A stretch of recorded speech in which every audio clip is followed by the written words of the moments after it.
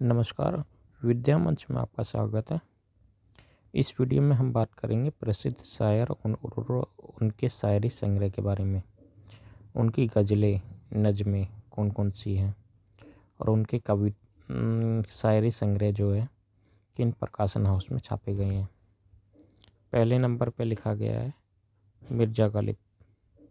मिर्ज़ा गालिब का काल 1797 से 1869 तक आता है, जिन्होंने दीवाने गालिब जैसा का शायरी संग्रह लिखा है, जिसका प्रकाशन राजकमल प्रकाशन ने किया है। मिर्ज़ा गालिब का नाम सभी ने सुना होगा, सभी जानते भी होंगे, लेकिन उनसे पहले भी कोई था, मीर तकी मीर। मीर तकी मीर 1727 से लेके 1810 तक, और उनके जो शायरी संग्रह हैं दीवाने मीर में छापे गए हैं, जिसका प्रकाशन राजकमल प्रकाशन हाउस ने किया है। तो सबसे पहले मीर आते हैं, उसके बाद मिर्ज़ा गालिब आते थे, लेकिन मिर्ज़ा गालिब काफ़ी प्रसिद्ध हैं और काफ़ी प्रसिद्ध माने जाते हैं, उर्दू के शायर माने जाते हैं। तीसरे नंबर पे नज़ीर अकबराबादी, जिनका कार्यकाल था 1735 से 1830 तक, जिन्होंने नज़ीर अकबराबादी नाम से और उनकी शायरी के नाम से राजकमल प्रकाशन शायर नज़ीर अकबराबादी और उनकी शायरी नाम से लिखा है, और उनका प्रकाशन राजकमल प्रकाशन के द्वारा किया गया है। चौथे नंबर पे बहादुर शाह जफ़र।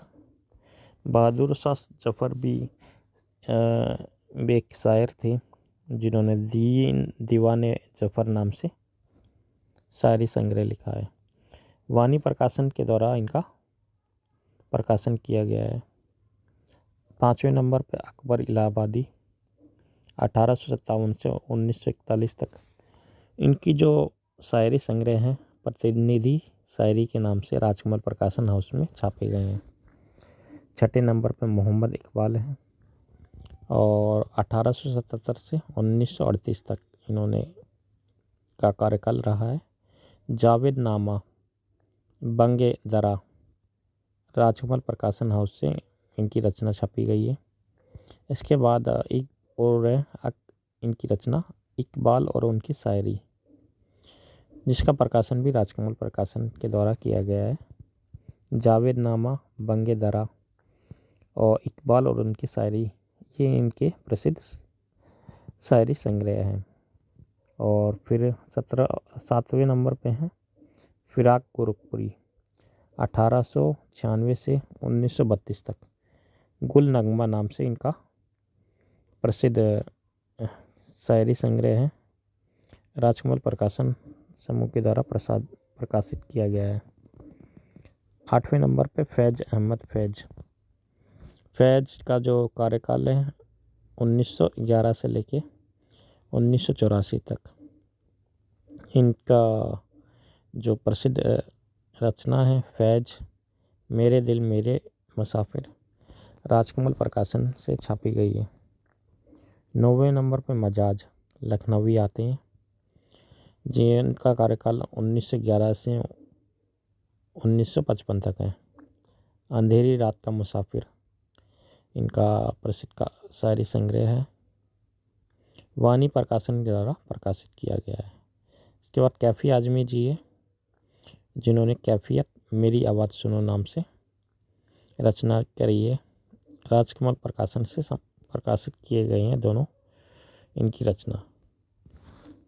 और अब हम बात करते हैं 11वें नंबर पे साहिर लुधियानवी की।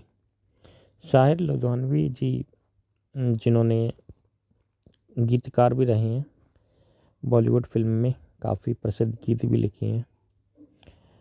मैं पल दो पल का शायर हूँ, पल मेरी कहानी है, ये साहिर लुधियानवी जी का लिखा गया है। 1921 से लेकर 1980 तक इनका कार्यकाल रहा। साहिर लुधियानवी और उनकी शायरी राजकमल प्रकाशन में छापी गई है। शायर लुधियानवी और उनकी शायरी के नाम से किताब है, राजकमल प्रकाशन हाउस में छापी गई है इनकी किताब। 12वें नंबर पे है इब्ने निसा।